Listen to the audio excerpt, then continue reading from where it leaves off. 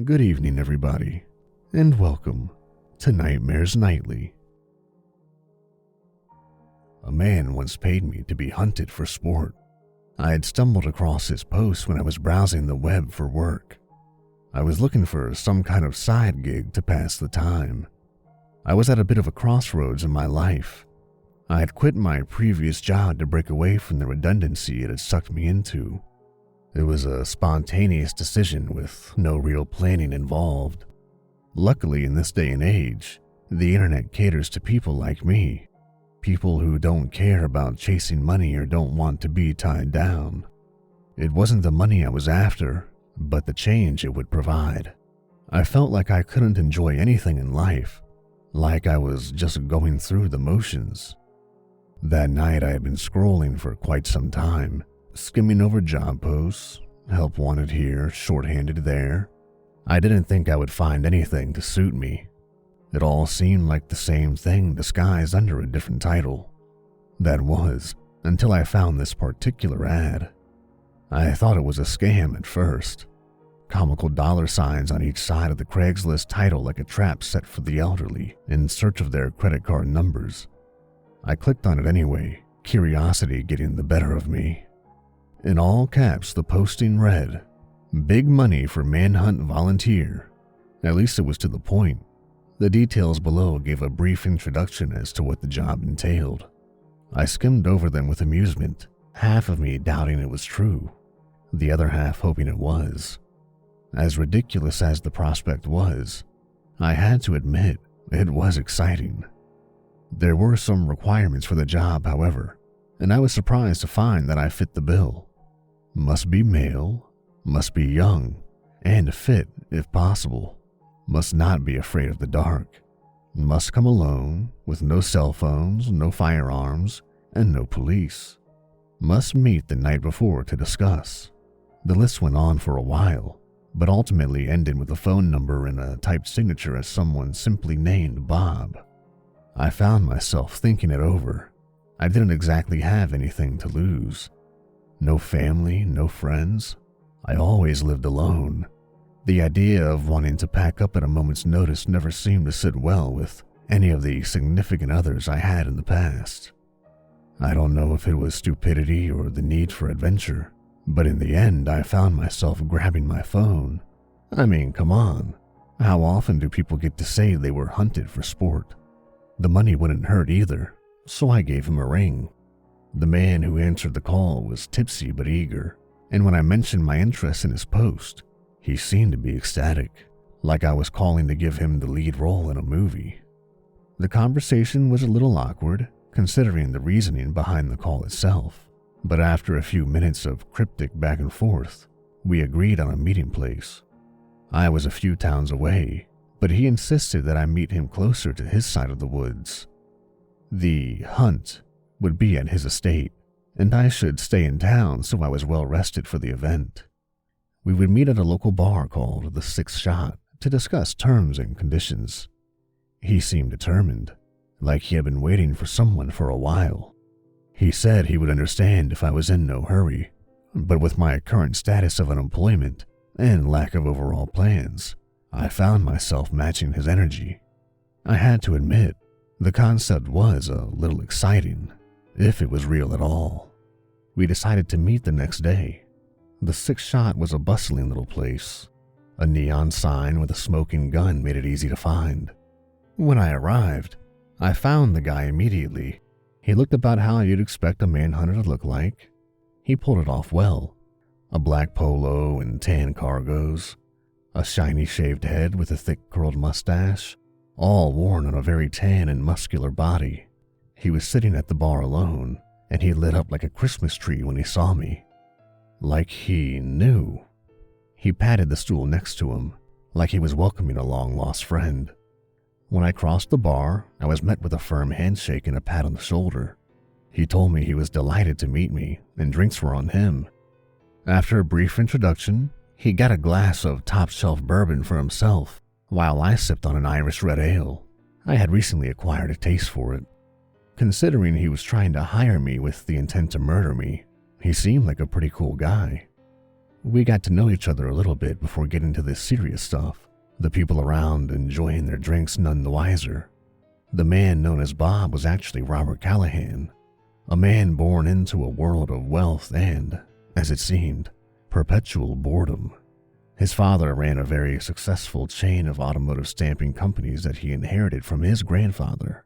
By the time his father passed, there were so many buildings and people assigned to making the gears turn efficiently across the globe without his input that he was able to live a life of leisure on a 7-figure income without so much as lifting a finger.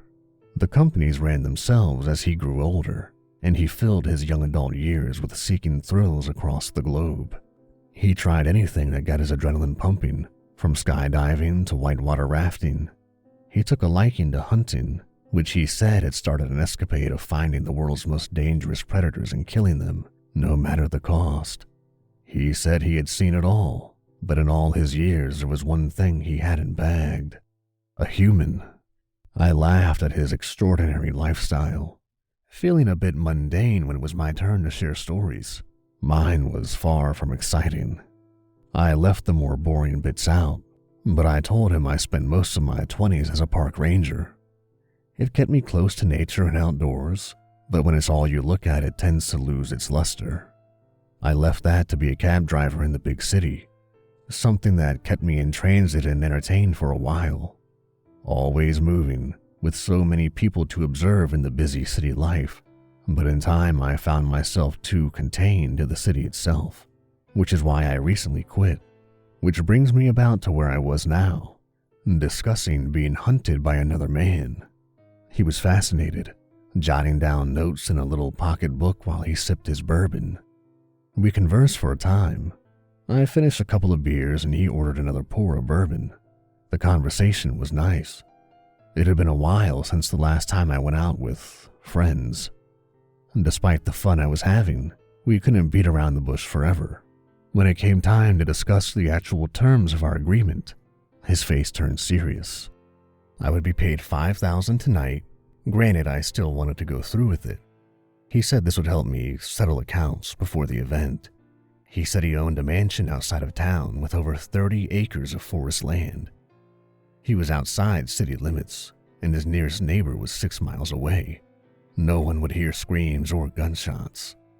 We would start tomorrow night, and I was supposed to get to his estate at 10 p.m. After my arrival, I would get 15 minutes to head out into the forest as a head start. He explained when the 15 minutes were up, he would promptly signal with a flare. If I had any second thoughts, I needed to address them and withdraw from the woods before the signal. If I was still in the woods when the flare went off, I would be shot on sight. He said I would be paid $10,000 an hour as I survived. The hunt would go on until dawn, and if I was still alive come daybreak, I would be free. He would be armed with a hunting rifle and a combat knife, and I would be armed with my wits. It was evident it wasn't in his plans for me to survive, but that was something I had already come to terms with. He studied my face when he said these things, perhaps trying to gauge my reaction. I tried my best to play it cool, despite being a little nervous. "Does any of this, bother you?" he eventually asked, downing the last of his drink. "No, not really. I've always just tried to go with the flow, and doing that made me stumble upon your offer. Maybe if I get out and live a little, it'll encourage me to settle down for a bit more. That is, if I make it out alive." I winked and we both had a laugh. "Man, you are a riot. If I wasn't trying to kill you, I think we'd be pretty good friends." After all the details were ironed out, he paid the tab and it was time for us to take our leave. We shook on it before going our separate ways. He was excited for the next day, a pep in his step carrying him to his obnoxiously lifted truck. He burned out as he left, almost rear-ending a Buick as he left the parking lot. I watched him go, feeling oddly serene in the cool night air. It was hard to describe. There was no one waiting for me to come back. No one to give me a courtesy call if I didn't turn up. I don't know if it was the thrill of the challenge or just the drastic break in monotony. I spent my life trying not to be a creature of habit. Maybe this would be the last shift off course, or maybe tomorrow I would just die and not have to worry about it anymore. With the moon shining bright and the cool breeze on my back, I decided I would take a walk before sleeping in my car for the night. It might be my last time to enjoy a night like this. I woke the next day in the backseat of my car, feeling oddly rejuvenated despite my choice of bed for the night. Through the blinding afternoon rays, I found my phone and checked my bank account. He was a man of his word. The $5,000 had been wired as promised. I decided I would head into town and indulge in some of the local variety, and find a place to shower before it was time to meet Robert at the estate. I climbed into the front seat and left the bar parking lot. On my way into town, I called my landlord and canceled my lease. I was already living in and out of boxes and my lease was month to month, so I wouldn't exactly be missed. After getting something to eat, I called and canceled all utility accounts from my apartment. Electricity, internet, stuff like that. I had already put in my resignation at the cab company. There wasn't really any ties to my life in my apartment. I would either survive till dawn and get the biggest payday of my life, or not have to worry about the next step if I failed. Either way, this was the end of the current chapter in my life. After spending the day around town, I found myself driving to Robert's property. The sun already making its way into the horizon. His driveway was long and winding, leading to a gigantic house that looked like the surrounding forest was trying to swallow it. When I pulled up, it was already almost dark. A butler greeted me at the mansion, an old man carrying a silver tray covered in a soft cloth. He opened the car door and let me out, introducing himself only as Charles. "I'll be taking your belongings now. If you don't make it out, they will be destroyed at sunrise." He held out the tray. "Of course," I said, handing over my phone, wallet, and keys. After placing them on the tray, he offered a smile. "Would you like a refreshment before heading in? Mr. Callahan said to accommodate you before heading into the forest. He truly appreciates you answering his ad," Charles said. "I'm fine, thank you. I guess I'd rather just get to it," I said, wiping my sweaty palms on my jeans. "Of course. If you will just follow me, it's right this way." He gestured for me to follow him. Charles escorted me through the house. The inside was furnished top to bottom in luxurious wooden furniture.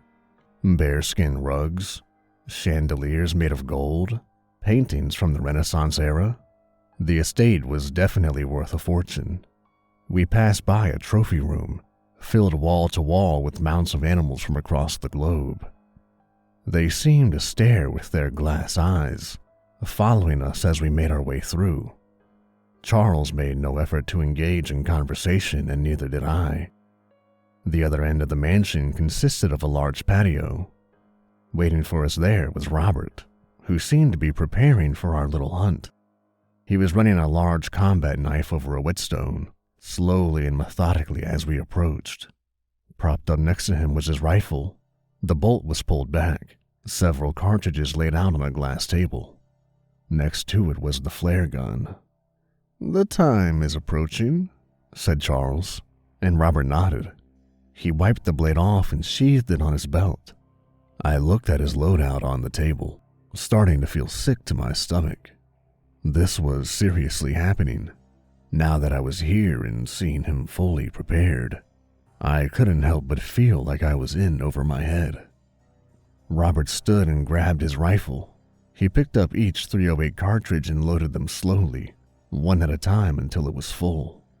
He racked the bolt forward and slung the rifle on his shoulder and grabbed the flare gun. 15 minutes. Then the flare. "Having second thoughts?" he said, twirling the flare gun on his finger. "No, not really," I said, making my way off the patio. I wasn't exactly sure what to say in a situation such as this, so I figured it was best to just get it going. Excellent. I'll see you on the other side. He saluted me, and Charles gave me a nod. I turned and left the patio, making my way to the woods. Each step got heavier as I approached the trees, the darkness behind them getting eerier the closer I got. When I got to the tree line, I looked back at the mansion. Robert and Charles just watched expectantly. I swallowed and ducked in, feeling the full weight of my decision perhaps a little too late. Once the mansion was no longer visible, I started jogging. I was mindful of my footsteps. A stray log or vine could trip me up. During my time as a park ranger, I spent dozens of hours hiking trails. I would survey the land weekly, picking up discarded things like trash and lost clothing. This landscape was much different, however. The ground was uneven, years of collected leaves burying fallen limbs and jutting rocks. I was wearing decent boots, but terrain was unforgiving. One misplaced step, and I could roll or break an ankle. I wouldn't be able to rush too much. If I could just maintain a steady pace, I would be able to put enough distance between us and maybe find a decent place to hide. With the sun set and no light source, I couldn't see very far in front of me. I tried not to think about how much time had passed. I just focused on pushing forward. Ahead, the trees started to crowd, giant maples with lush branches blocking the moonlight that was trying to shine in. I ducked under them quickly. A twisted branch snagged my shirt, and I shook it loose. Birds screeched and rousted from their perch, flapping away in a panic in my presence, their cries echoing into the night, sending a chill down my spine. There's nothing to be afraid of, I thought to myself. Not yet, at least. I came to a small clearing, and I took a second to catch my breath. I leaned on a tree, shaking clumps of mud and pine needles from my boots. The ground was wetter than I had anticipated. Off in the distance behind me, there was an echoing pop. I looked to see the flare reaching towards the sky, a little orange ball of fire. I pushed off the tree and continued. I had to keep moving. I ran across the clearing, each step squishing on the ground as I went. On my third stride, my boot stepped on something awkward and hard. By the time I heard the clicking sound, I knew it was already too late, the sudden force clamping both sides of my ankle, and I couldn't help but cry out in pain. I stumbled awkwardly to the ground, agony shooting up my leg as the wind was knocked out of me. I looked down at the bear trap, blood oozing from where the metal jaws were buried. I was frustrated at my foolishness. Of course he had trapped the woods. Why wouldn't he? I forced the jaws apart, the mechanism creaking, begging to bite down again. My hand shook holding the slippery metal, and when my leg was barely free, I let it snap shut. The steel-on-steel bite clacked into the night, the sound so loud it bounced through the trees. A second later, there was an excited whooping noise. He heard it, and he would be coming. I tried to see my ankle in the dark. There were nasty gashes on either side, but I didn't think it was broken. I got back up. It would hold weight. It just hurt like hell. I wanted to look back, but I pushed forward, panic starting to set in. Trying to regulate my breathing, I moved as quickly as I could. One strong step, one baby limp. I scanned the ground looking out for more traps. Surely there would be more. Branches whipped at my cheeks and pulled at my clothes. I tried to be more careful, but I just couldn't see them quick enough. My left foot squelched at its boot with every step, blood soaking through my sock and into the laces. I pressed on, hurdling a large dead log. I had to find a spot to hide for a moment, catch my breath. My heart was racing. I was having trouble thinking rationally as I could with the situation. An icy feeling of fear washed over me for the first time in a long time. I had gotten what I wanted, a thrill to make me feel alive. But as I looked down at my mangled leg, I was starting to regret it. Gunfire cracked in the distance. A branch next to my ear exploded, specks of bark and dust hitting my face from the racing bullet. I threw myself to the ground and started crawling, dragging my injured ankle with. I dragged myself to a large pine tree and I sat behind it, trying to come up with a plan. The gun went off again, closer this time. The round punched into the tree, shaking loose needles that fell from above. I squinted in the dark, trying to see ahead. In front of me, the ground started to slope, and I could faintly make out the sound of rushing water. It could be a creek or a small river. Keeping behind the large pine, I slowly stood, trying to stay concealed until I was ready. I pushed off of it and started to run for the slope, hearing the gunfire again as soon as I was in view. A fierce pain ripped through my shoulder and my arm went limp, but I couldn't stop. I started down the hill. I could see the shimmering surface of the creek below. There was something bobbing in the water, rotted logs from the looks of it. I needed to get there, get under the water, and use the logs as cover. I worked my way down the slope. The ground was wet, each step threatened to slide out from under me. There were footsteps now, breaking sticks and brushing trees as they tried to catch up. Another gunshot. The bullet whizzed over my head and missed. I tried to go faster and crouch down, but my feet were too unstable. I focused on the water, limping closer and closer like it was my salvation. I was almost there. Behind me, I could hear the racking of the bolt action, and I shot up panic to look behind me. I could barely see him working through the trees 20 yards away. As I turned back to the creek, my good foot got caught on something and I fell forward. I hit the ground hard and started to roll, painfully and awkwardly in the dark. I watched my descent in a swirl of moonlight and darkness. My elbows and knees clubbed by the earth as I went. I came to a large stop at the edge of the water, lying on my back, gasping for air. I could hardly move, my vision spinning as I looked at the sky. I could hear him coming down the hill slowly and carefully. He knew he had won, and he was taking his time. Exhausted and defeated, I looked at the creek.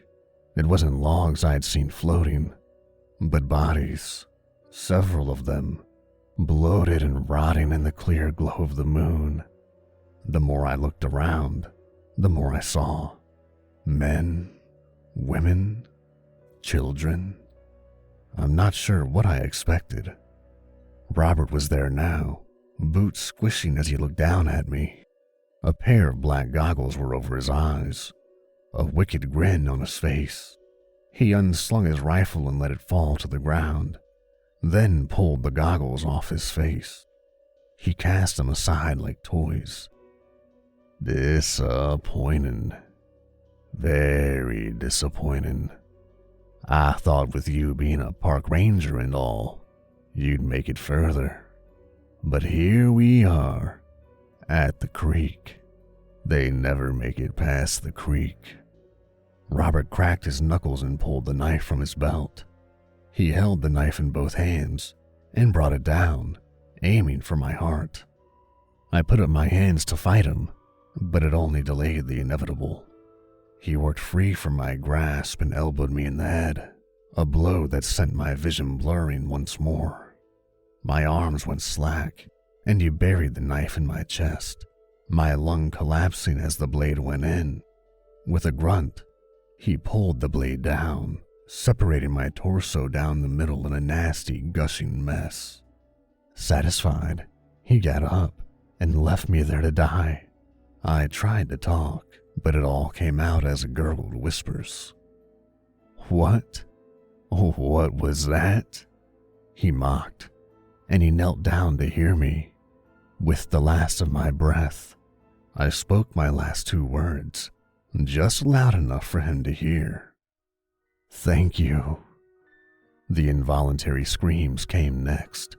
They were loud and shrill, broken vocal cords shouting in a mixture of barking and screeching. With both hands, I pulled at the large incision, yanking the flesh apart in a spray of blood and disintegrating organs. His reaction was the same as all others before him, a look of pure, irrational fear. My thin, inky black limbs burst from the gaping wound in my torso. I was on him in an instant, slashing the knife away and digging my nails into his flesh.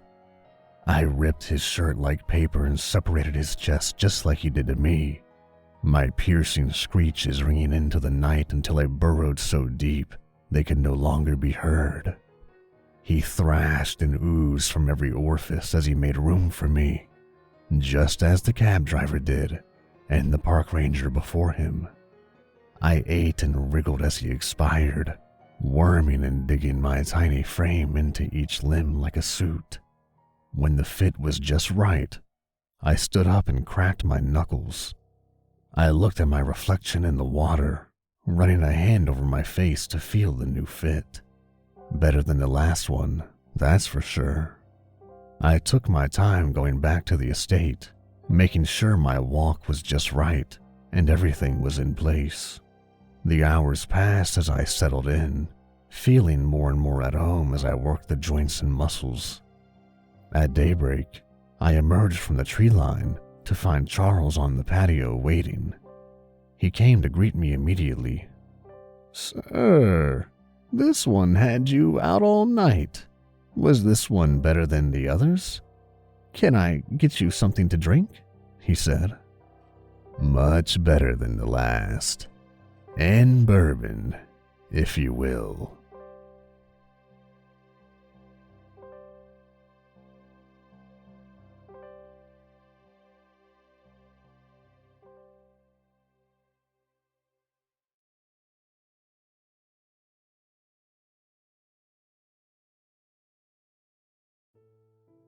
My name is John. I've never murdered anyone, but I am a notorious serial killer. I say that because I am directly responsible for the deaths of numerous people. I know I'll never be caught. I can only imagine what you're thinking while listening to this, though I'm not sure it matters.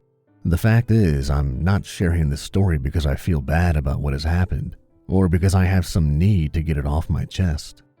For what it's worth, I've never considered myself to be a bad person. Do I have problems? Of course. Am I intentionally malicious? I don't think so. But I suppose I'm not the most trustworthy source on that. Everything started in January of last year. I was a high school dropout, kicked out of my parents' home at 17 and living in a shitty apartment in a bad part of town. I was working my third consecutive overtime shift at a rundown diner. The place was old, and I think its position as a historic site is the only reason people in our town even went there. It made just enough to squeak by, but we seldom had the money to fix the things that were obviously broken, let alone make wholesale improvements. My manager, Gregory, was a mean-spirited older man. When he wasn't peering at us with his hawk-like gaze, he was in the back, cursing the passage of time that stole his football-playing youth, along with most of his hair. Every morning, he lumbered into the diner with a scowl that would give crocodile goosebumps. His first order of business was generally to delegate tasks in the rudest way possible and belittle anyone who so much as asked a question. An extremely conservative man, one night, he screamed at one of the female employees because a customer had made a rather disgusting comment during happy hour. "How dare you come into work looking like a slut?" he said in regards to her light makeup and naturally curvy body, fitting tightly into our worn-out outfits. "Don't you ever come to work looking like that unprofessional again." After that conversation, she took his advice and never came back. Funny how a man who, in the past, has made crude remarks to other female employees in a half-baked attempt to get into their pants can belittle someone for that. Suffice it to say, his creepiness and warped sense of logic and morality extended to all parts of life. I was taking a smoke break outside by the dumpster when Gregory decided to come out and meet me. He asked if he could bum a cigarette, and I watched him fumble with the lighter as I handed it to him. He took a long drag and let out an obnoxious exhale. Then he looked me up and down before saying, "I know I said you'd only have to work these few overtimes, but I'm gonna need you to pull doubles for the next couple of weeks at the least." My once calm demeanor was broken as I spun towards him. "What? Doubles for a couple of weeks? You can't just dump that on me, Gregory." He took another long drag and spat on that ground a little too close to my shoe. "Look, Josie just quit, and Maria keeps giving me that bullshit about school. I need someone on staff, or it's gonna get real rough." "You can't ask anyone else to at least split the time with me? You know about my insomnia, Gregory. I don't think it's fair to put me in that position." "No," he said sternly. "I'm not asking anyone else because I'm asking you. Anyone else can cancel on me and make it look halfway legit. But you've got no life outside this place. Plus, you need the money, and this place needs work until I can hire someone. If anything, you should be thanking me." Like everyone else, I was used to Gregory's bullying, snide remarks, and unreasonable demands. Unlike everyone else, I stayed with it for a year. You would think that he'd treat his most loyal employee with some respect, but my staying put had the opposite effect. I think he felt that because I wasn't going anywhere, he could treat me as horrible as he wanted, knowing I wouldn't do a damn thing. I'd argued with Gregory before. There had been times when I legitimately thought we would have to fight to settle our differences. I hated that place, and I hated him. He's threatened to fire me multiple times, and as much as I would have loved to quit, being an antisocial 18-year-old with no diploma, long history of mental health problems, and mild drug addiction didn't present many opportunities, especially in a town without many openings in the first place. Shitty environments invite worse company, I suppose. Me and that diner were meant for each other in a tragically cosmic sort of way. And knowing that, all I could do was nod my head and mutter, "You got it, boss," before walking back inside. That night, I got home to my small apartment, shuffled the pile of bills off of my kitchen counter, and began to heat up some water for another night of instant ramen. As I watched the water boil, one of the papers with bright red lettering caught my attention from the corner of my eye. Curiously, I focused my sight on the bill, but as I read it to myself, my heart slowly began to sink, and I let out a very audible "shit" as I went to grab it. The bill read, "Rent past due, final warning." In short, I had a week to pay up before I was evicted. The issue being, I wasn't supposed to be paid for another 2 weeks as I had just gotten my paycheck, and it wasn't enough to cover my rent. Thinking about how I could have let such an important letter go unnoticed, my mind was a blur as I tried to recall the previous weed-heavy nights. I could see my hands start to shake as the stress began to eat at me. In response, I grabbed a shot of vodka to dull my senses. Sitting on the couch and letting the alcohol take effect, I grabbed my vape pen and took a long hit to silence any thought of a panic attack. But even in my intoxicated state, the thought still nagged at me. What the hell was I gonna do? I stared at the boiling water on the stove, walked over to turn it off, and ordered a pizza using some of the dwindling funds I had in my bank account. Ultimately, it was a problem for another day. During my third day of pulling double shifts, I tried to start my beat-up sedan and was met by a sound that clearly indicated that it would have to be a day where I took the bus to work. I tried to text Gregory, but my phone often takes a while sending messages, and I knew he might not see it until I got there.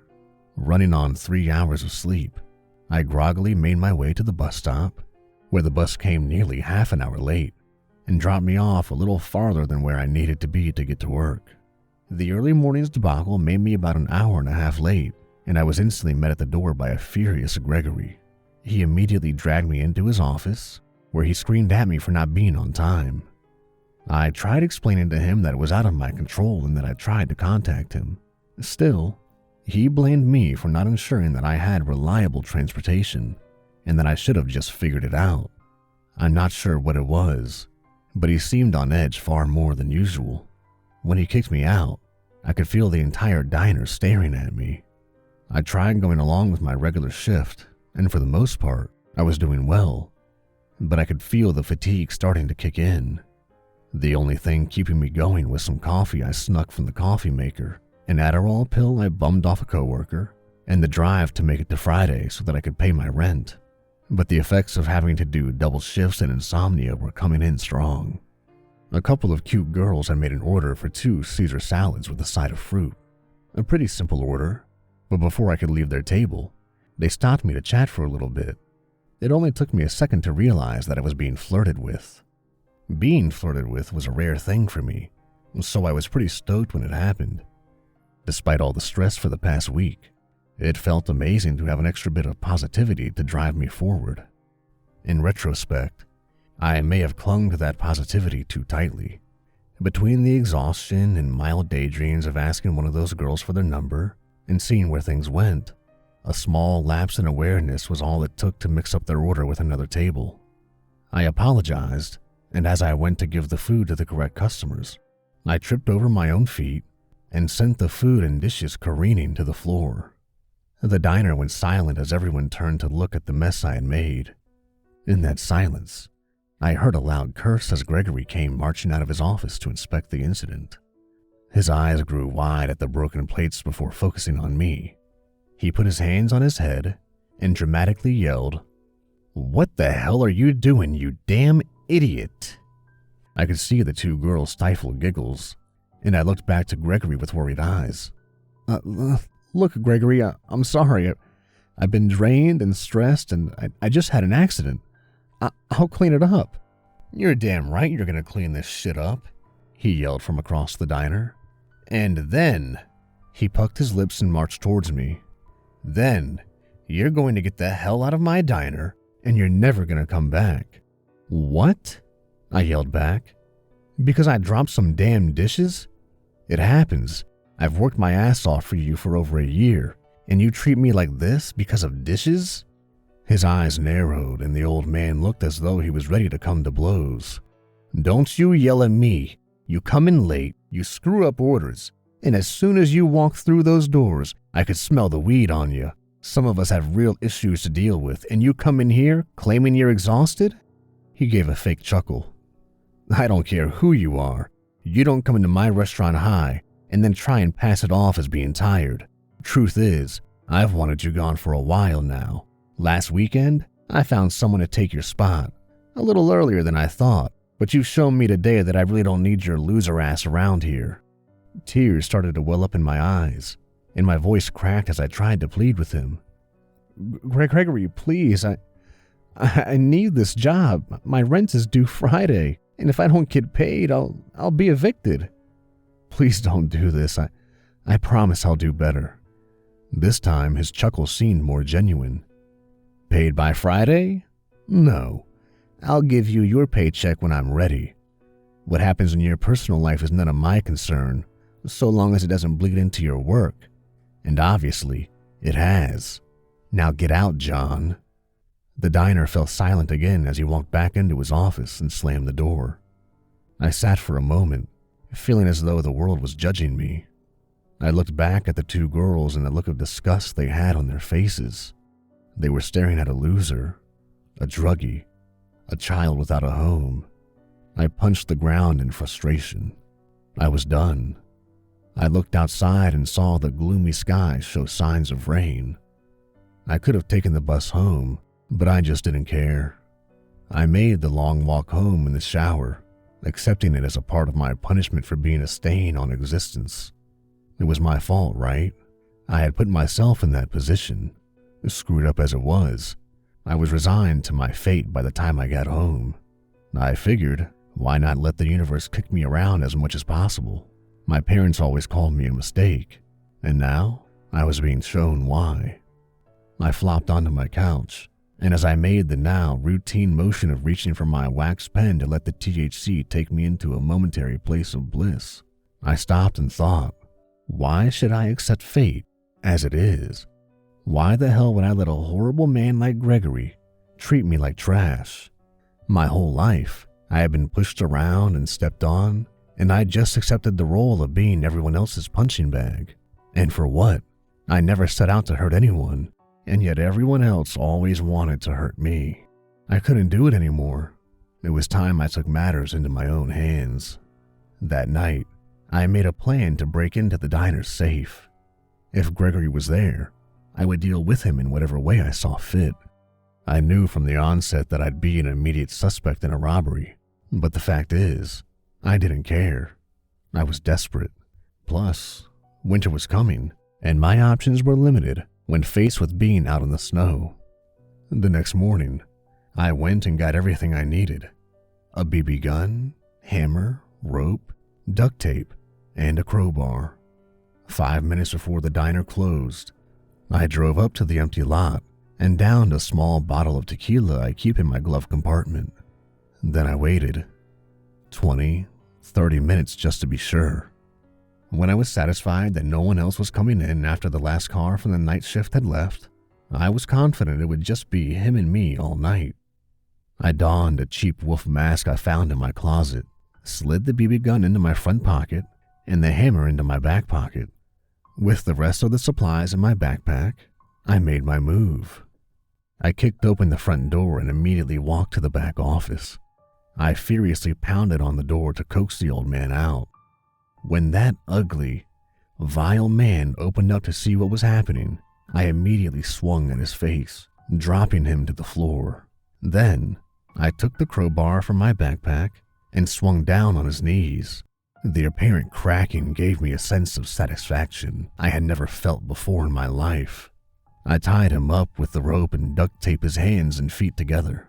The old man cried on the ground, asking what it was that I wanted. I pulled the gun from my front pocket and waved it in his face. I made sure to stare into his soulless black eyes. A year of torment and hate stared back at me from the void. I couldn't help but make it personal. He needed to know that his actions caused this, that he made me a victim, and now he was paying the price. I pulled off my mask and stated, "Where the hell is my money, Gregory?" There was an audible gasp. "John, what the hell are you doing, boy?" I was starting to get frustrated. "Answer the damn question, Gregory. Where's my money?" He spat at me and shook his head. "You're not getting it now, you damn idiot. You messed up, John. You're going to jail for a very long time." I pushed the gun closer to his face and he screamed, "Get that gun out of my damn face." He then took a breath to calm himself down. "You know, maybe I should be thankful it was just you. We both know you're a disturbed loser. The whole town does. And a disturbed loser like you don't got the balls to shoot me or anyone else. You want to bet?" "I do." He laughed that annoying know-it-all laugh. "You're a little shit whose own parents couldn't stand the sight of you. Sure, you'd sucker punch an old man, but now that you have to look me in the eyes and really contemplate what you're about to do, you're too pathetic." For a moment, my finger played with the trigger, contemplating whether or not to shoot him with a gun I knew wouldn't kill him. In a sense, he was right. I did sucker punch him, and I brought a fake gun, knowing I couldn't shoot him with a real one. Everything was rushing back again. Pain, darkness, despair, being a damn loser. I screamed and threw the gun down. Pulling my hair, I paced back and forth, cursing to myself. Shit, what did I do? Out of the corner of my eye, I could see him grinning. "Untie me, John. Now. And maybe I'll give you a 5-second head start before I call the cops. Boy, I can't wait to see them execute you for being as disturbed as you are." There was that word again. Disturbed. There he was, tied up with his knees broken, and he was still belittling me. How could he still have power over me? I stopped and took a deep breath and let the realization hit me like a tsunami crashing onto the shore. I'm not right, and that's okay. I casually walked over to where the old man was tied up, bent down next to him, and coldly stated, "You know, Being disturbed isn't a crime, though the actions of the disturbed often are. And you're right, I am very disturbed. I flipped him onto his back, straddled his chest, and wrapped my hands around his neck. I felt no remorse. I simply wanted to feel this man's life drain out of his body, and with every second of him struggling more and more to breathe, I could feel the power shifting more and more towards me. For the first time in our relationship, I was in control. I decided what happened to him. But just as I was about to feel the euphoria of Gregory's death wash over me, an unimaginable force sent me flying back. I was dazed for a moment, thinking the old man had somehow managed to conjure up some last bits of immense strength. I prepared my hammer and resigned myself to bludgeoning him to death. But when I saw what lay before me, my jaw and the hammer fell to the floor. Kneeling before me was a figure. Its broad frame was covered in inky black skin. It stood on large three-toed webbed feet, and its wide, meaty hands were tipped in talons that each had to be at least 10 inches long. But the most shocking was its face. It was utterly smooth save for 2 small eyes that narrowed on me, and a row of slits forming what appeared to be a smile. Behind each slit, I could see rows of sharp teeth. When it stood erect, I could see it had a slight hunch, but it still had to be no less than 8 feet tall even with that. We locked eyes for a moment before it turned around to face Gregory. I watched in horror as it tore into Gregory's body. Pieces of flesh and bone were strewn about the small diner as I watched it flay open his chest and rib cage with ease before ripping off his jaw in one of his arms. It then flung the carcass against the wall with such force that the impact left a crater. But the most curious thing of all was that Gregory's body seemed to decay in real time. I watched as his skin instantly dried out, and maggots seemed to already be consuming him from the inside out, mere moments after his death. The hulking figure spun back around and kneeled in front of me. I scurried away and screamed in terror. I knew the thing could have just as easily killed me as it killed him. The fear inside me grew every second. I had no idea if it had something planned or if it merely wanted to go on a violent rampage. It flattened out its hand in front of me, and only then was I able to grasp the actual size of the thing. If it wanted to, it could wrap 2 fingers around my entire torso and carry me in its palms. I screamed for it to get away from me while I shut my eyes tight, waiting for it to crush me in its massive palm. But instead, what bubbled up from the inky black surface was cash. It motioned for me to take it, and only hesitating for a moment, I stuffed the stacks into my bag. I wanted to thank the creature for what it had done, but I didn't know what to say. Luckily, I ended up not having to say anything. To this day, I'm still not sure how we communicate. If the voice is real or in my head, I'll never know. But what I heard was an ethereal sounding echo that simply said, "I know you have questions. They won't all be answered right now. But for now, just know that I am your guardian angel, John, and I will always protect you." All I could do was mutter out a weak "thank you," and with a blink of my eye, it was gone. I scrambled to my feet, and after taking notice of the dead body for the second time, I realized I needed to get the hell out of there. The next morning after paying my rent, I switched on the news and saw that they were apparently talking about the incident at the diner. Apparently, all the cameras had been switched off, and the police found no evidence of foul play. The rope and tape had disappeared, and investigators were convinced some unidentified animal, likely a bear, broke in and mauled Gregory. They noted that the safe was empty but concluded it was a separate incident from the mauling, considering it hadn't appeared to be broken into. I couldn't believe I had gotten away with the impossible. I remember laughing to myself in disbelief, but it was soon replaced with a sudden realization.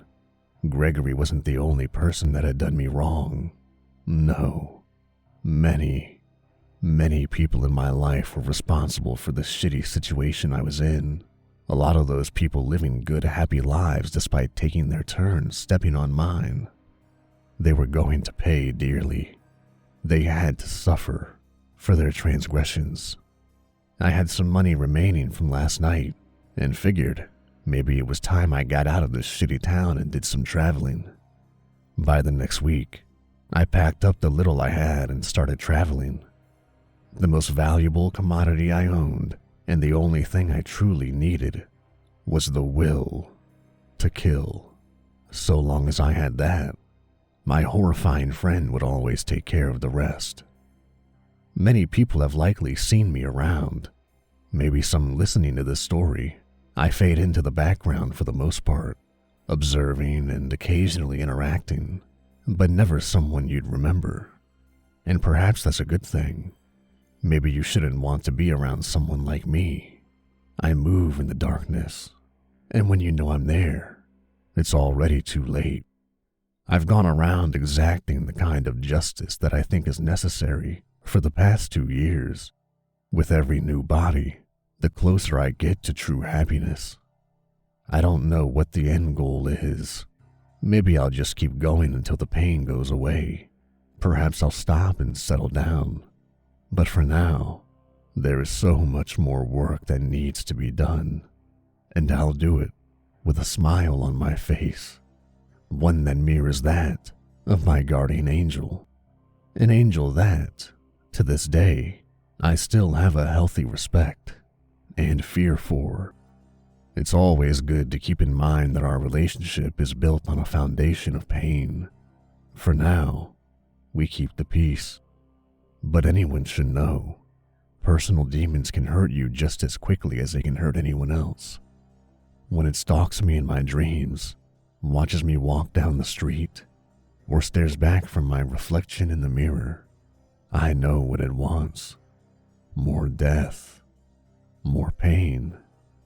For now, I'm happy to oblige, but I am terrified of what happens when I can't any longer. At the end of the day, I suppose everyone has demons. Some just happen to be more apparent than others.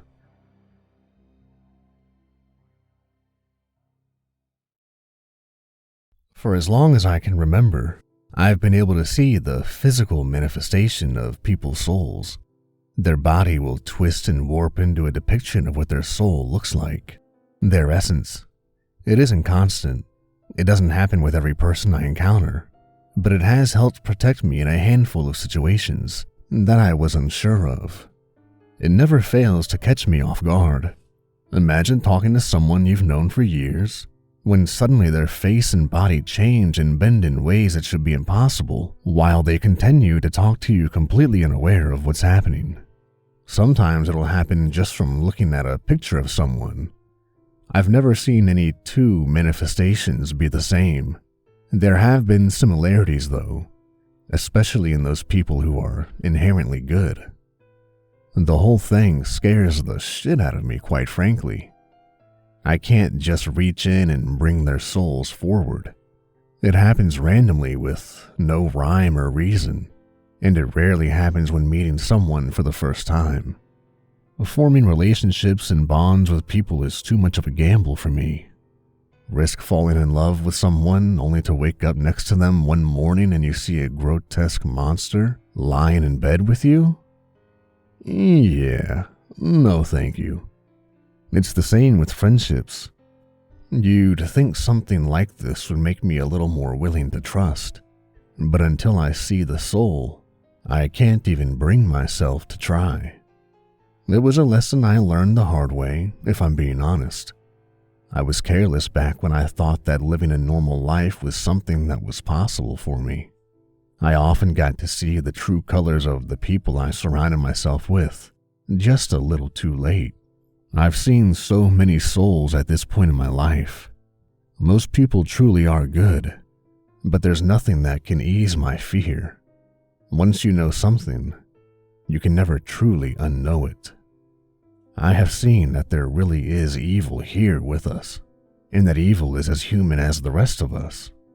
Out of the souls I've seen, none of them could possibly hold a candle to the horrors of this one man. It has left me forever wondering how many of them are out there, how many are just watching and waiting for their time to destroy us. His name was Michael. I really thought I was safe with him.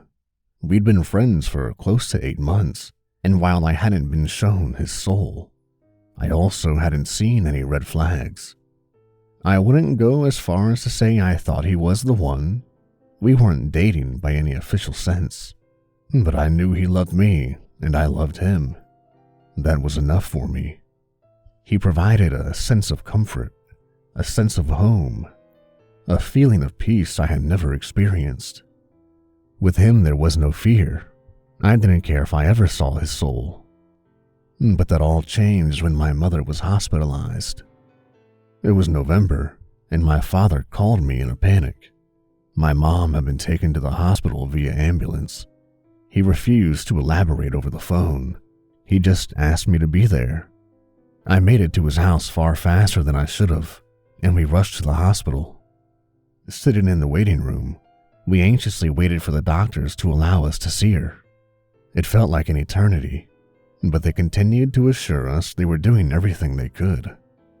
She was transferred to the ICU and intubated. Once her vitals were steady, we were called in to see her. The nurses were all so wonderful. They told us to keep talking to her, assured us that she'd be able to hear us. The doctors were helpful in reassuring us that she would in fact be okay, that her and my father caught her ailment in time. By the time 2 a.m. rolled around, my father told me I should go home. I hesitated. What child wouldn't? But I knew he was right. I hadn't brought my own vehicle though, so I called the one person who I knew would be awake. Michael picked up before the phone even finished the first ring. He came to pick me up immediately and with no complaints. The town we lived in was small. Think a library, store, school, gas station, and 2 restaurants, all a 5-minute walk from my home. The road that leads into town is nestled between 2 graveyards. He and I would often walk to those graveyards from my house to leave offerings by the gravestones that had long been forgotten. It was when we pulled up to the stop sign that everything changed. He pulled up into the dirt next to one of the graveyards and put the car in park.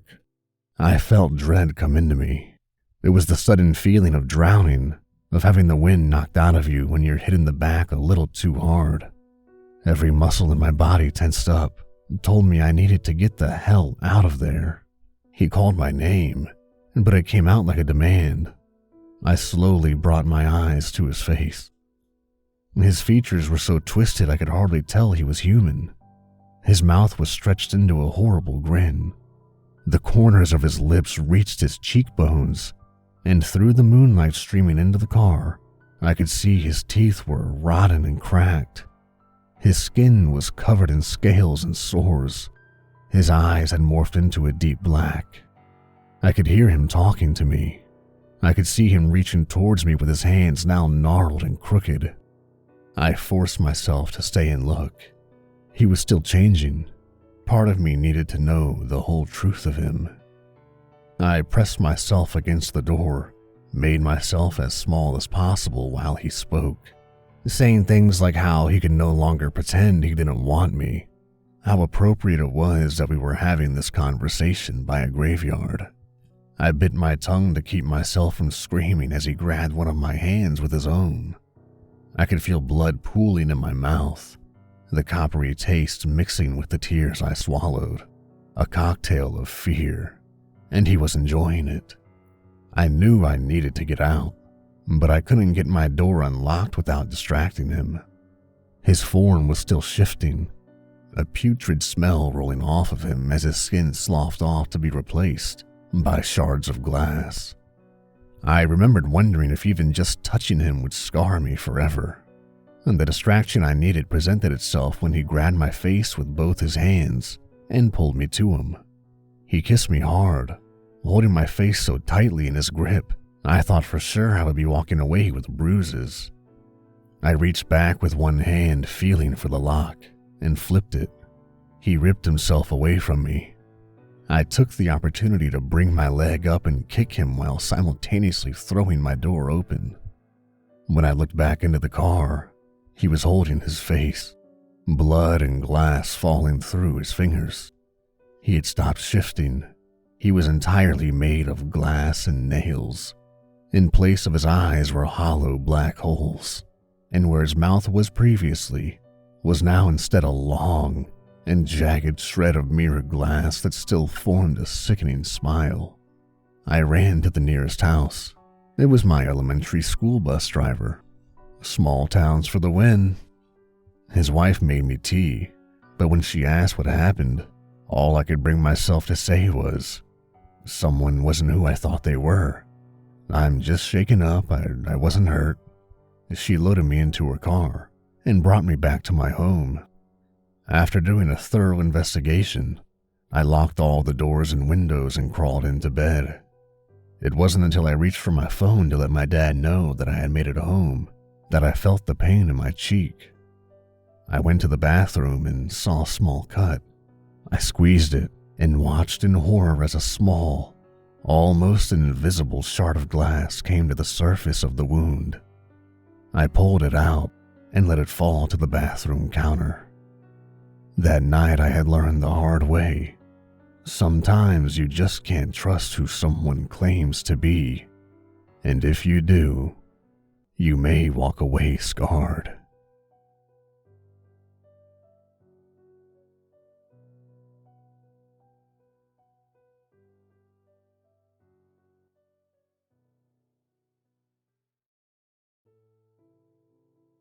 After only 1 month in town, Dr. Ismani had already stirred up a controversy. His patients proclaimed loudly and often that he was a miracle worker of the highest degree. There were some of us, however, who were as yet unconvinced of the good doctor's motivations. Though whatever his intentions, his results could not be argued with. He only accepted patients over 70 years of age who were in exceptionally poor physical health.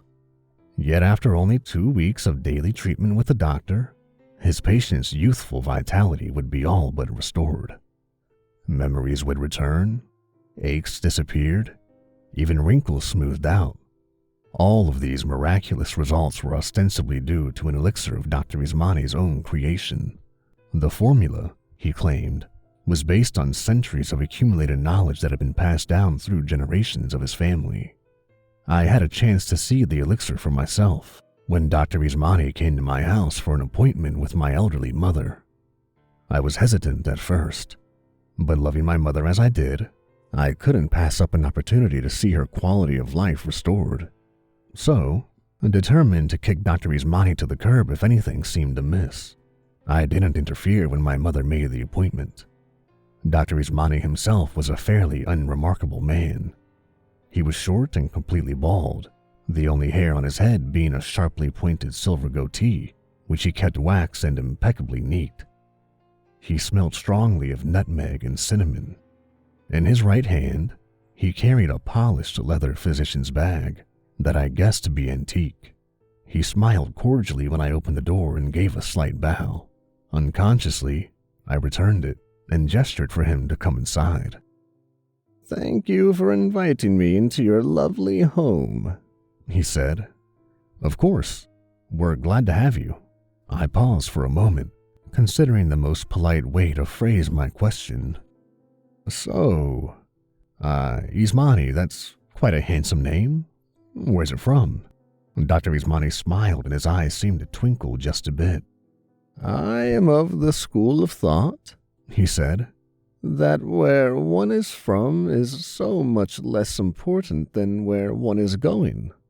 A smile found its way naturally to my face. I could feel the doctor's cordial charm rubbing off on me. "Yeah, you're right about that. Well, let me introduce you to my mother." "I would be most honored," he replied. His face relaxed into a wide grin, and just for a moment, beneath the strong smell of the spices, I thought I caught a whiff of something nasty, something like sweet, rotting meat. Yet an instant later, it was gone, and I told myself I must have imagined it.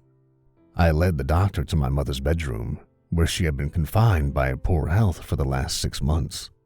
Dr. Ismani sat in the chair beside my mother's bed, the one the nurses and I used. "Well, hello there, young lady," he said. His voice was warm as apple cider. My mother smiled weakly in response. Unperturbed by her silence, Dr. Ismani continued as if she had answered him. "Now I understand that a beautiful woman such as yourself must have many callers, so I won't waste your time. You were referred to me by Ethel Waters. Do you remember?" My mother ever so slightly nodded. "Good," said Dr. Ismani. "And she explained to you what this treatment entails?" Once again, my mother weakly nodded. Dr. Ismani clapped his hands together and grinned. "Excellent," he proclaimed. "Then it seems there is no need for us to discuss any further. We can begin the first treatment now." He unclasped the buttons on his physician's bag and retrieved from within a small glass bottle and a pair of latex gloves. He set the bottle on the nightstand as he pulled the gloves on, and I craned my neck to get a better look at the elixir. It was a bright gold liquid in which light seemed to swirl and dance. Dr. Ismani lifted up the bottle and uncapped it, pouring a small amount into a gloved hand. The liquid smelt of cinnamon and nutmeg, and as Dr. Ismani rubbed it around his hands, I thought I caught another glimpse of that lurking, unpleasant smell. Gently, he rubbed the liquid into my mother's hands, and that was it. After a mere 15 seconds of rubbing, he put the cap back on the bottle, removed his gloves, and placed both of them inside his bag. He snapped the bag shut and stood up. "I'll see you tomorrow, young lady," he said, smiling. My mother smiled weakly back, and Dr. Ismani turned to leave. He bowed to me slightly on his way out, and I found I did not have the presence of mind to say anything to him. I went to sit down in the chair next to my mother's bed and leaned over her. "How do you feel, Mom?" I asked her. "Any better?" Her lips moved slightly, almost imperceptibly. I leaned closer to hear her. "Thank you," she said. With what must have been a day's worth of saved strength, she moved her hand up to caress my cheek, and the smell of cinnamon and nutmeg flooded my nostrils. "I love you, Mom," I said, giving her a soft kiss on the forehead. With that, I took my leave so that she could rest. The next morning, I went to check on her, and I was nothing short of astounded. She was sitting up in bed, something she had not been able to do for months. I was sold. Whatever misgivings I had were nothing in the face of the prospect of my mother's health returning. From that point on, the doctor was a welcome guest in our home. Every day after he left, my mother would smile and call me over to her, gripping my hands in hers as she smiled and thanked me for helping her get back her life. Blinded by my relief, I did not see what was wrong until it was far too late. 2 weeks after Dr. Ismani's first visit, the therapy was over, and my mother was determined to leave the house for the first time in 4 years. The sky was a bitter cold curtain of iron gray, but my mother insisted on only a light coat. I myself bundled up in my thickest down jacket, and we got into the car, me driving with my mother in the passenger seat. We arrived at our friend Ethel's house just in time for afternoon tea. Ethel answered the door, and I had to stifle a gasp. This woman, who had just a month ago been at death's door, was now a glowing portrait of youthful exuberance. Her health seemed to shine out almost unnaturally from the rosy red circles in her cheeks. My mother and her pecked each other's cheeks, and then we were invited in to sit down. There was a rather drawn-looking man hunched over in the armchair by the fireplace. My first thought was that he looked vaguely familiar, but it wasn't until Ethel introduced him that I realized where I had seen him before. "You remember my son, Daniel, don't you, my dear?" she asked me. She affectionately caressed his cheek with her hand, and his body seemed to shrink from her touch like a wilting plant. At the same time, The youthful glow in Ethel's cheeks intensified. The realization gripped my insides in a fist of ice. Dr. Ismani's elixir did not restore youth. Nothing could do that. Instead, it merely helped you borrow it from others. My thoughts must have shown in my face, because my mother turned to me with a frown. "Oh dear, you don't look so well," she said. "Are you feverish? Let me feel your forehead."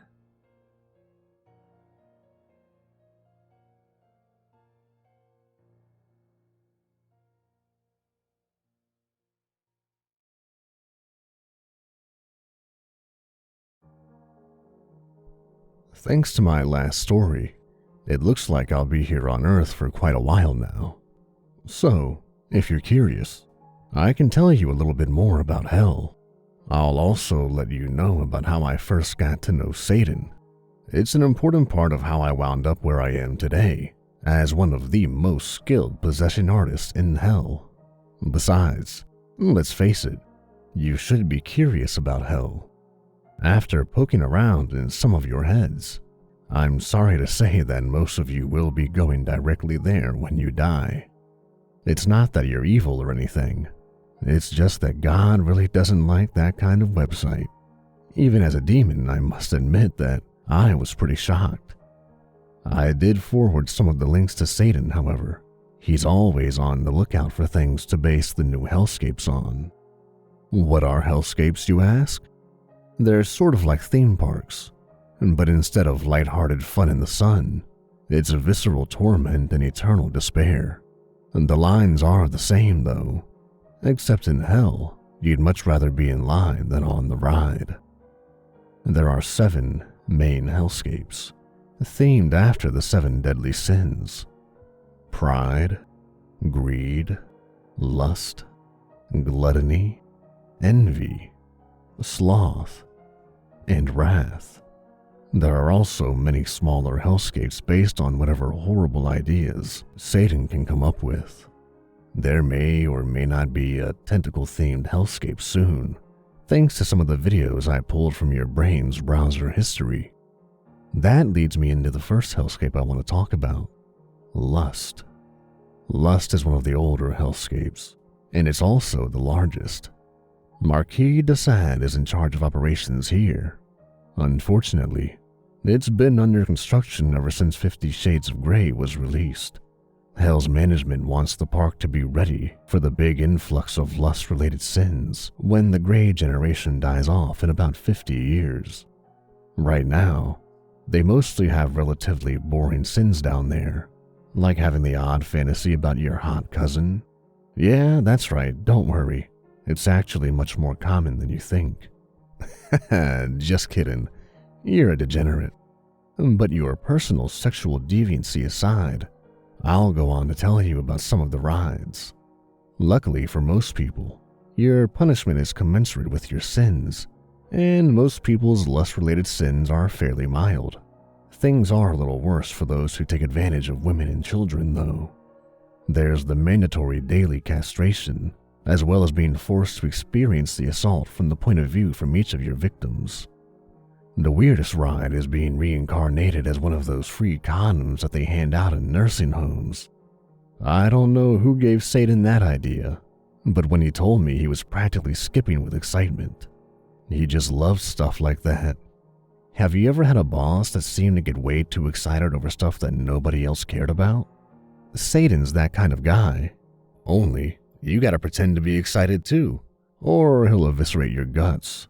And let me tell you, he loves eviscerating people's guts.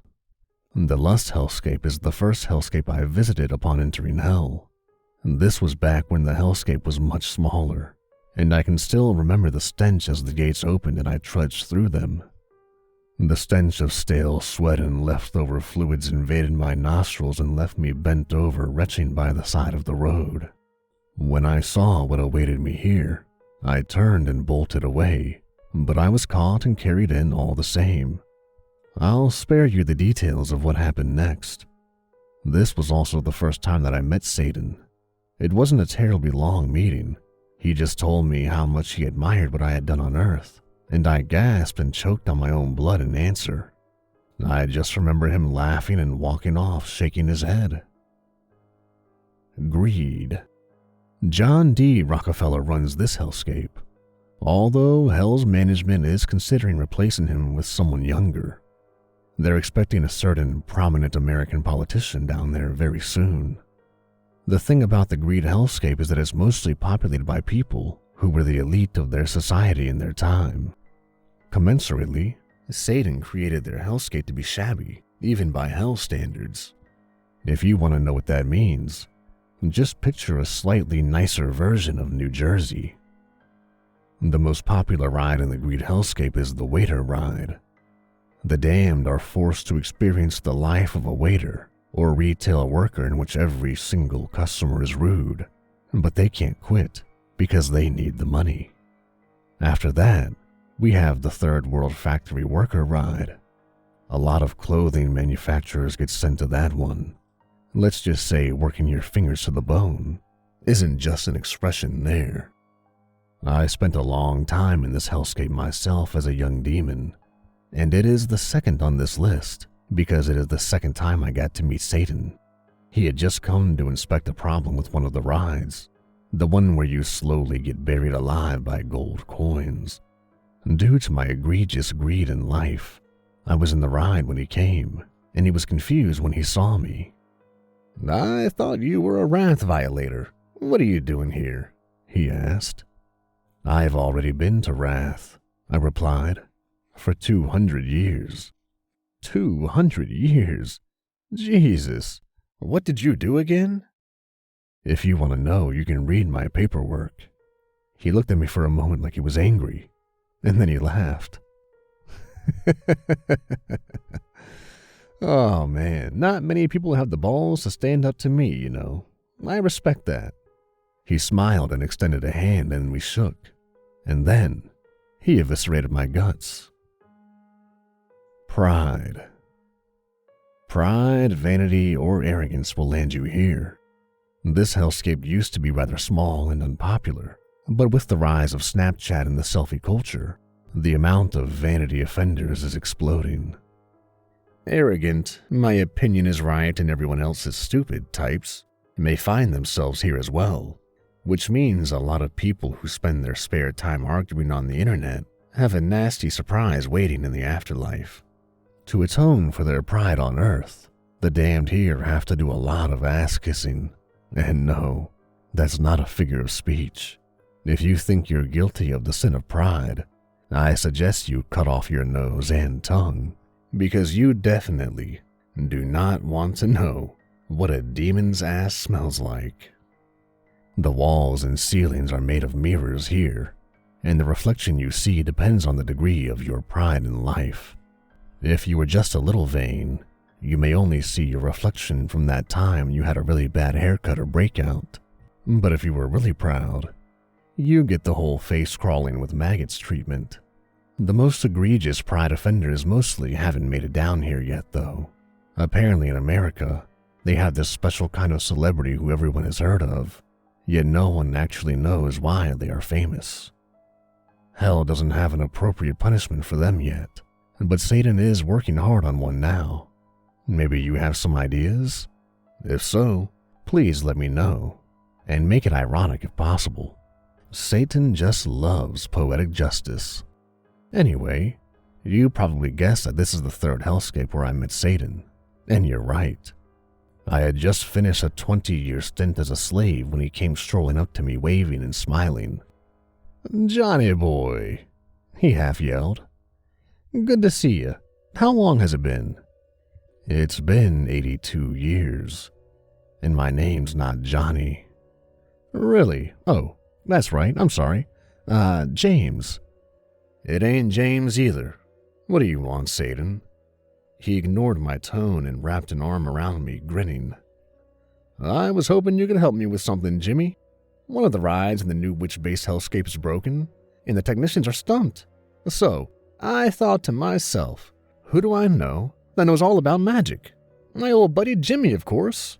He practically shouted the last part of my ear as his clawed hand patted me on the back more than a little too hard.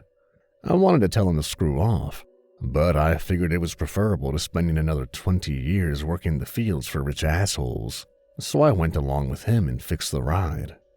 I'll wrap it up here for now, as I've already fragmented my consciousness into several bodies, and I'd like to go out and enjoy them.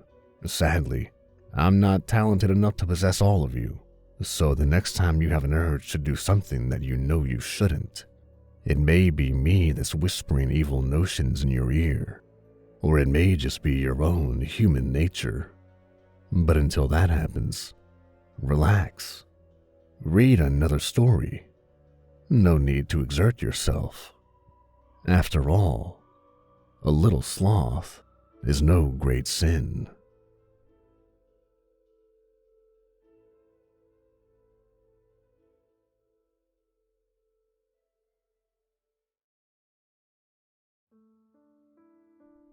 What the hell was she doing out here at a time like this? I eased my foot down onto the brake pedal, and the car slowed to a stop. I looked out the window at the woman. She cut a pitiful figure, shoulders slumped, head down. All the while, rain poured down on her in heavy sheets. I rolled down the window. "Looking for a ride?" I asked. She lifted her head and nodded. I undid my seatbelt with a click, leaned over, and opened the passenger side door. She climbed inside and brushed her soaking wet hair out of her face. She was beautiful. "Where you headed?" I asked. "To hell, I guess," she said quietly. I laughed at the joke, but my laughter died when I saw the grave expression on her face. "Well, I can get you as far as Los Angeles. I guess that's about as close to hell as you can get without dying." Her face eased into a wry smile. "Okay, Los Angeles it is." I smiled at her and hit the gas.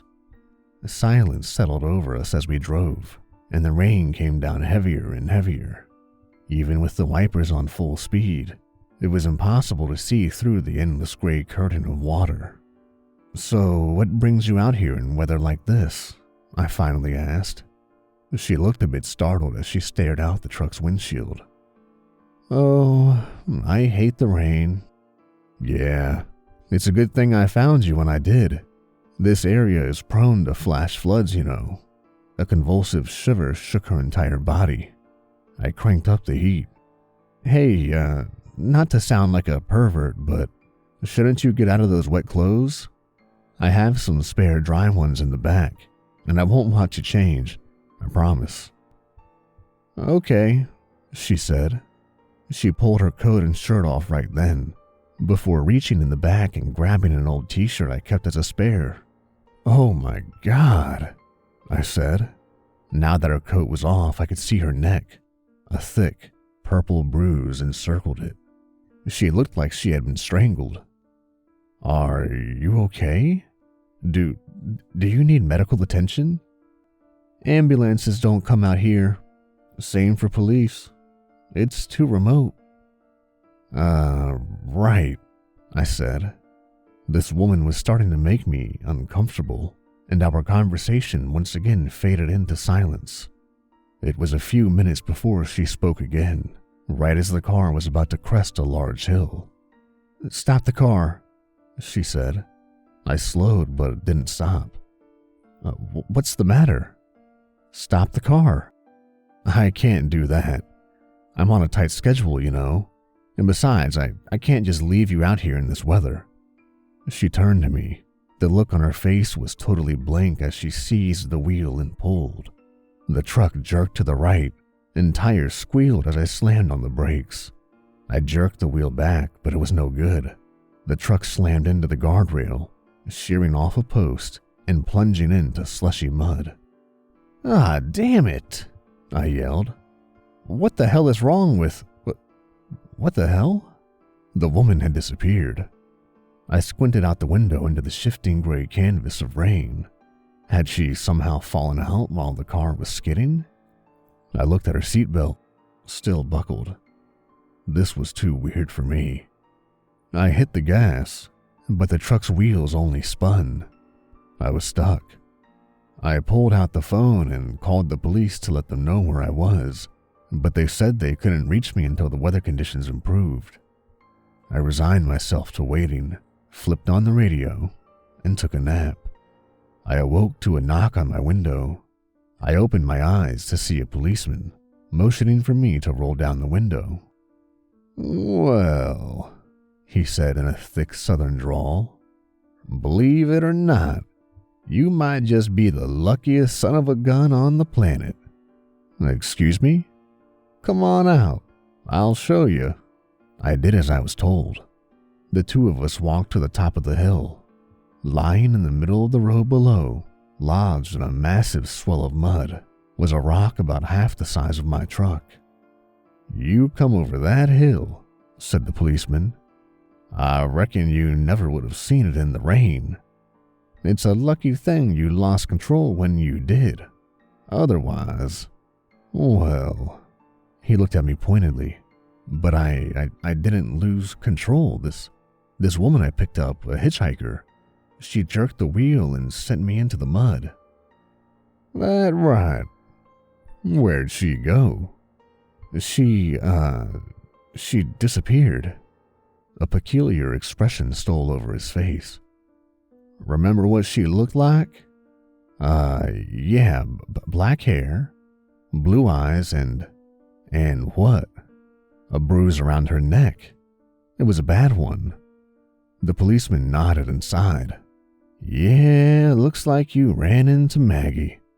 She's the local legend round here." "Legend?" The officer nodded and explained. Apparently Maggie was a single mother who had locked her daughter in her room in order to keep the girl running off with an abusive boyfriend. She went off to work and left her daughter, taking the key with her. It rained hard that day and the house was flooded. The daughter couldn't get out and she drowned. Maggie was inconsolable. She hanged herself a week later. Her note said that she was going to hell to atone for her sins. But she didn't go to hell. According to the legend, she stayed on Earth to atone by saving wayward travelers from the same fate her daughter had suffered. I suppose I might have bumped my head in the crash. That Maggie might have been nothing more than a hallucination, except for one thing. When I went back to my truck, the shirt and jacket she had been wearing were still sitting there, soaking wet, on my passenger seat, and I still have them.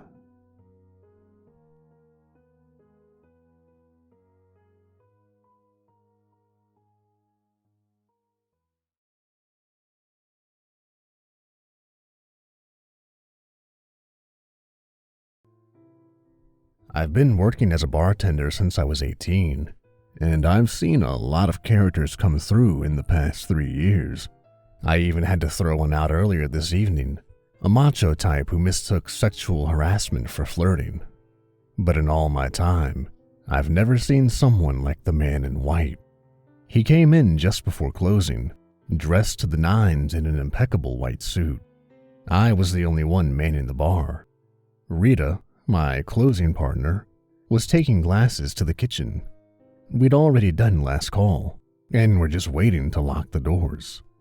I tried not to glare at the man as he took a seat at the empty bar. "Excuse me," I said, then stopped, because I recognized this man.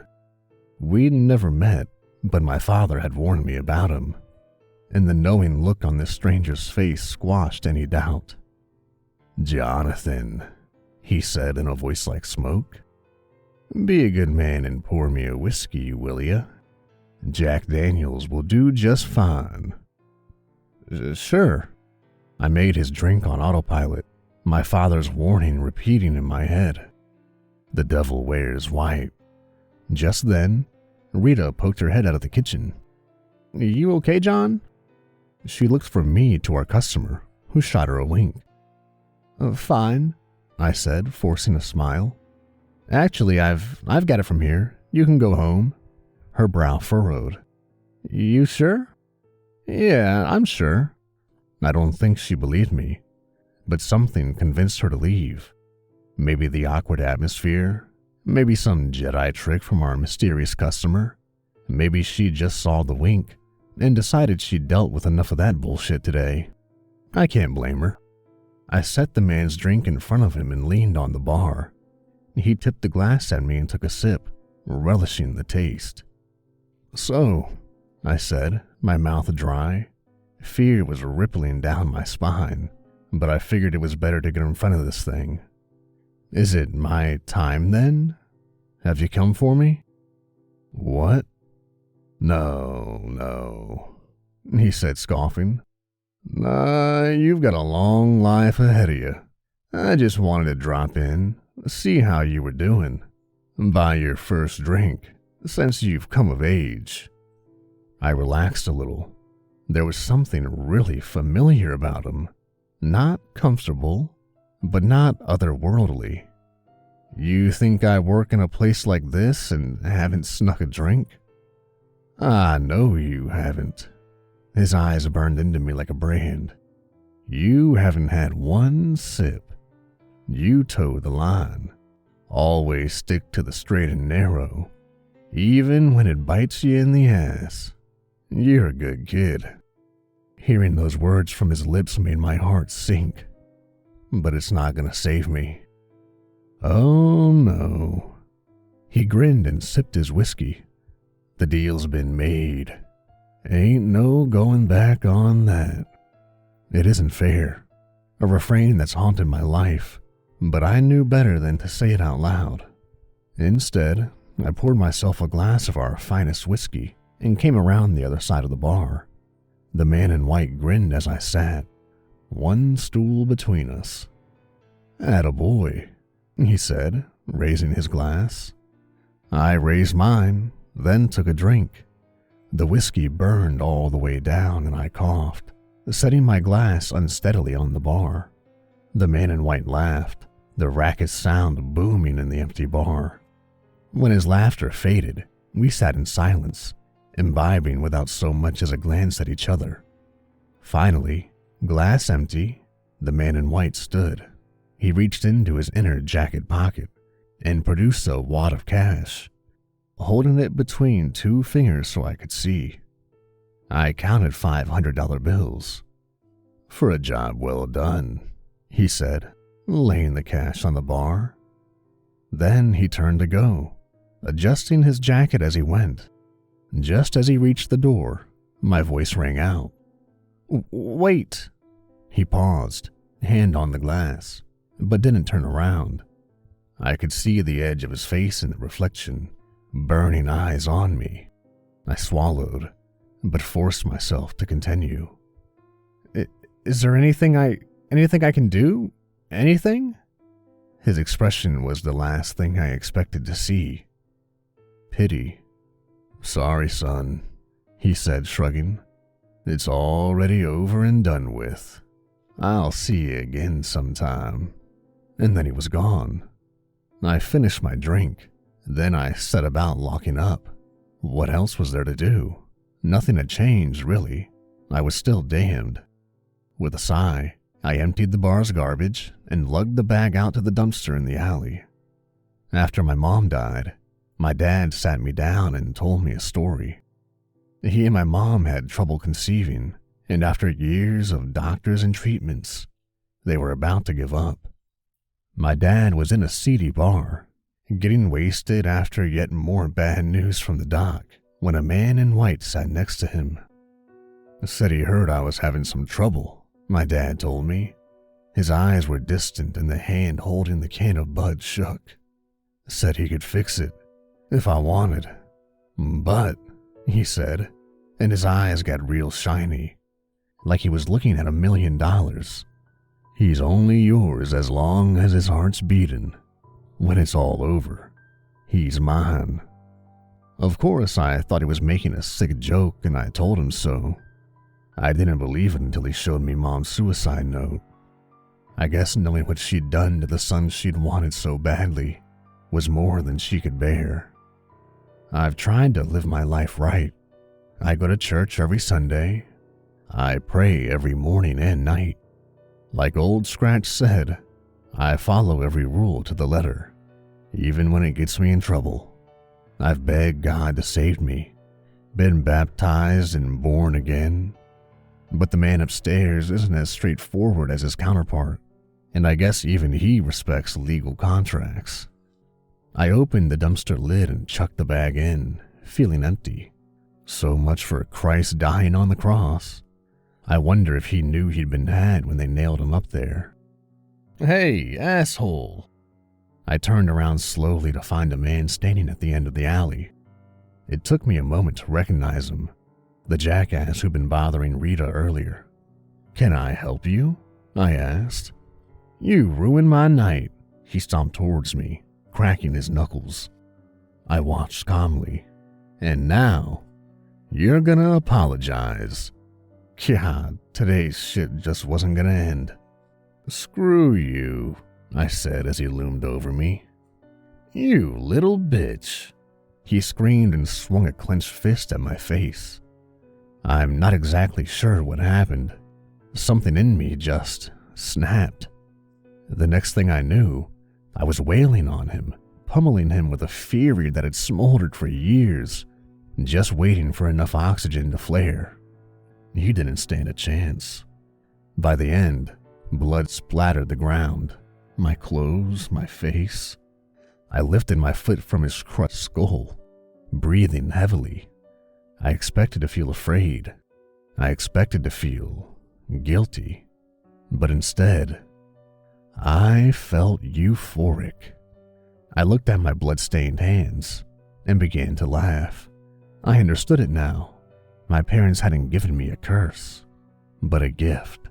I dragged the body into the kitchen, where I'd have all the tools I needed to dispose of it. A few hours later, and I was in a new change of clothes I kept stashed in my duffel. You wouldn't believe how many drinks I've gotten spilled on me. Then I was all washed up and on my way home. I was practically whistling. For the first time since my mom's death, I felt truly free. No more rules. No more begging God for forgiveness. No more wasting time trying to be pure and selfless and humble. Because, you see, I've realized something. If I'm going to hell no matter what, I might as well enjoy the ride. Thanks for listening, everybody. And if you like what I'm doing and want to hear more, hit that subscribe button for more Nightmares Nightly.